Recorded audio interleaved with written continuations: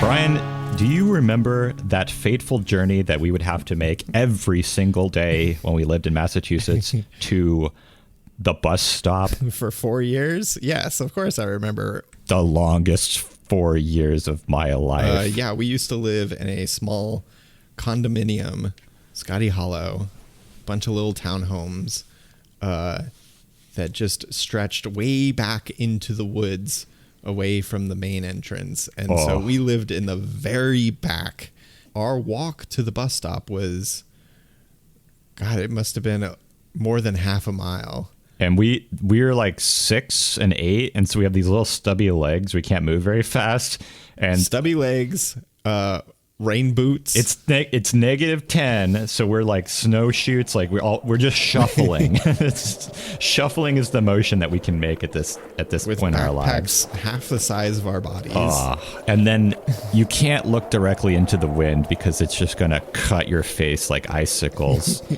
The Massachusetts winters. We had big poofy coats and scarves. We looked like that younger brother in A Christmas Story. I couldn't put down my arms. I can't put down my arms. And Mom would not drive us. Why? No, she refused to drive us because when she lived in Hawaii, she would tell us that like her walk to the bus stop was like crazy long. And so she was like, well, you know, if I had to walk this super long distance to the bus stop, then surely my young boys can. I just feel like her little Hawaiian stroll doesn't compare to like the -10 wind shear frozen hell that we had to do every day. Now, there were 2 ways to get to the bus stop. You could go the front or the back, and the back way had kind of a little wooded area. What was that like? Yeah, it was the only paved trail. It had like a little wooden bridge that went over a creek, and a creek turned into what I remember as Meathead Swamp. Oh my God. Now, do you know why it was called Meathead Swamp? Tell me. The story goes as like, you know, the little kids of the condominium would say, was that sometime in the past, some kid walked out onto the ice and fell through the ice and got like stuck. So just his head was exposed above the ice and like died, and it like rotted away. It was just a frozen meat head sticking out of the swamp. Frozen, like decaying head. And so forever that little pond was called Meathead Swamp. And there was a rumor that it was like haunted by this like dead kid. Oh, I mean, it was a vile looking body of water. Like it was like 90% decaying leaves and 10% like putrid water. With tires floating around. Yeah, there was definitely like an old tire and like a rusted shopping cart. And the sound of the freeway above it. So it was always being refilled by freeway runoff water. It was definitely not the most attractive body of water. Now, one time it iced over, and me being a little brave little kid who doesn't know his limits was like, I'm going to walk on that ice. Now, granted, it was only ice on the edges. In the middle, it was swamp, but that was enough for me. I was like, I can still stand on this. Oh, my God. I fell right in. Just like ice cracked and went all the way down to the bottom. Now, it was a lunge, right? Like, straight down. But then I swear, something pushed me right back up, and I like bounced out back onto the surface. Dude, it was the ghost of Meathead Swamp that saved you. I think it saved me. He didn't want, also he just didn't want another kid taking up his swamp. Yeah, we can't have like 2 meatheads. Let's see. This was also an area that was like full of greenery, like ferns. It was like pine trees and ferns. Yeah, and we like to cut through the greenery and decimate the forest floor. Our favorite part of like springtime, when the ferns would like come out and they would like be that like short curled ball, and we would take our whatever sticks we could find and just cull fields of like fledgling ferns. Oh, we were like a combine harvester, just decimating the forest grounds. I mean, it was a Fern Gully moment. We were the big machine. The fairy nymphs are flying and running away from us. We were like Grim Reaper with his scythe sweeping down Europe and like plague, killing. The killing fields. It was another 15 minutes or so to the front, and we would eventually get to the bus stop. Yeah. And sometimes if we got there a little bit too early, there would be like older kids there. Yeah, the middle school bus came earlier than the elementary school bus. So if we got there earlier enough, there were like we could play with the older kids. Mm-hmm. But they played rough, I swear. They could run faster, Brent. I know. They played mean tag. I didn't like it. They had like long limbs. They could run fast. And you and me at this point we're kind of like the like Ewoks in Star Wars. Like we can only waddle. We were definitely the prey. Yeah. I think I do remember like there was one big tree that was like the safe spot. And we could just like hold on to the tree and couldn't get tagged, but inevitably like get pushed off or something and get tagged. And like being a 6-year-old could not outrun like the 9-year-olds and 10-year-olds. You're just going to get tackled. So while all the kids are running around and doing stuff, one kid would be on the lookout, and then kind of like a battle cry, he would just start shouting, "The bus is coming!" And we'd all have to run over and get picked up. Yeah. Now, on the way back at the end of the day, we would always take a different route. Yeah, take the different route. The more interesting, because the front way had a lot of cool stuff because there were ducks and stuff. Yes, there was a duck pond. And like nice little planted trees in front of the pond and a little duck house for the little ducks to lay their eggs in so that the teenagers wouldn't come in and stomp their eggs. Yeah. Now, I swear to God, you're painting a very lovely picture of this little community. But at the time, I believed that this was a form of hell, a form of torture for us. Like, I believed sincerely that we lived in the very back of the apartment complex and had to make this trek every day because we were poor. And that only the rich, entitled kids got to live close. I could not appreciate the duck pond. I was just like, I love the duck pond. Gotta walk. You love the duck pond. Tell us about the duck pond. Do you have any adventures there? Well, I do remember one time walking past the duck pond. This was, I think, when I was walking home separately from you. But I remember, the ducks would just waddle in like their own shit and feces. Oh, it smelled terrible. In the middle of the street. And I would run over and like spook all the ducks from like the middle of the road, and they were like, and like swim back, fly back to the pond. You terrorized the ducks. It sounds like it was a good part of my day to like scare the ducks on my way home from school. But I got my comeuppance. Oh. Did you get in trouble for this? I remember I was walking back through our little shortcut into the woods, and we passed by like the culvert under the bridge, and I looked up, like somebody standing on the bridge like yelled down to me in the woods and was like, "Hey, little boy."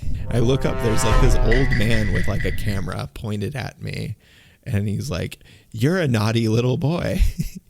You like to scare the ducks." He saw you. He got you on film. He saw you terrorizing them. You're a duck domestic terrorist. He was like standing there like taking a picture of me, and he's like, "I've got a picture of you. I watch you every single day. If you scare the ducks one more time, I'm going to take this picture and I'm going to post it all over the neighborhood so everybody knows like who the naughty little boy who likes to scare ducks is." Oh my God. Do you want to get in trouble? I'm like, I don't know. Okay, so this is 1996. So he's gonna go to Walgreens, get 18 copies of this photo printed, and post it on the mailbox. And it's going to be a photo of like a small child wearing like thick poofy coat and like a scarf on and a little like fur hat. It's going to look like a Hallmark card. It's like, I wonder what child this is whose face I can't see. Yeah. There was just a group of kids who were all kind of indistinguishable from each other. I do remember when I got home and I was like, I have to tell somebody about this crazy thing that just happened. But I knew that it was like kind of me getting in trouble. So I didn't want to tell Mom.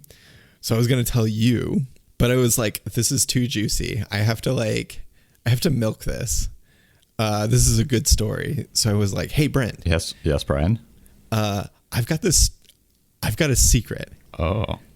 That I can tell you. For a quarter. You're going to make me pay a quarter here about you getting in trouble? It's like, if you give me a quarter, I'll tell you a secret. I mean, do I have quarters at this stage in my life? I don't know. You certainly didn't give me one. I guess I didn't care. I think I like tried to haggle you down to like a dime. But ultimately, I just like told you anyway. And you're like, yeah. I couldn't care less. Well, now I get to hear for free. So I was just playing the long game. Now, I was messing around with that pond too, but with different creatures. Oh. I found a snake down there one time. Oh. I do remember. There were snakes in there. Yeah, it was a water snake. It was like floating in the water. It's coming up near the corner of the pond, and I was like, "Oh, dude, come here, snaky. I want to give you a good pet on the head." Let me tell you, Brian, that snake did not want a pet. He was not a happy snake. No, it was, in the words of Forrest Gump, something jumped up and bit me. It popped out of the water so fast and went right for my hand. And I didn't even register that it bit me. There were just 2 bleeding marks on my hand. And I was stunned. I was like, did I just get bit? I'm not sure. And so I went back in for a second pet, and it bit me again. It actually bit me a total of 3 times before I decided to like leave it alone. And I was walking back and thinking like, is this poisonous? Like, am I going to die on the way back? I guess I better get home soon. Otherwise I'm just going to bleed out on the sidewalk. Brent, don't you remember the flag? Like, don't tread on me. I guess I treaded. This is what I get. I deserved this. Well, now I know not to mess with snakes. Yeah, so I do remember one time I was walking home by myself past the pond, and there were the little planted trees out by the duck pond, and one of them had a beehive. And oh, you wanted that honey. I wanted that honey. I was a little Pooh Bear. Mm-hmm. And I took a rock and I was like, you know what is the best idea in the world is to take this rock and throw it at the beehive. Let me destroy another creature's civilization. I know. Let me just take out another city. This is so hard for this. This is the reasoning of a 6-year-old. I chucked the rock at it and I was like, oh, they did not like that. And they all came out and started swarming me. And I just ran all the way home, getting stung by bees. Oh my God. Well, you destroyed their city, Brian. I think you deserved it. Well, you know why I did it? Why? Because I didn't think I could hit it. You got to test my aim. I got to test my aim at the bee's expense. Imagine pointing a gun at someone and being like, I just feel like I'm not really going to be able to hit you. And I don't really have a good aim, so I'm going to use you as my target. Yeah. I love this logic. This is great. I do remember Mom eventually went back to Hawaii and was showing Matt her old house. And she was like, yeah, I had to walk. Here's my house. And then 1, 2, 3 houses. Okay, I guess the bus stop is only 3 houses down. Her bus stop was 3 houses? Yeah, it was only. And we had to walk more than a half a mile? Yeah. So when she got back, she started driving me to the bus stop every morning. Oh my God. Wait. She drove you? I don't remember being driven a lot. What is going on here? Oh yeah. No, she only drove me because your bus came earlier because by this time you were going to the middle school. Oh, this is what I get. I guess this is what being an adult is, having to walk everywhere.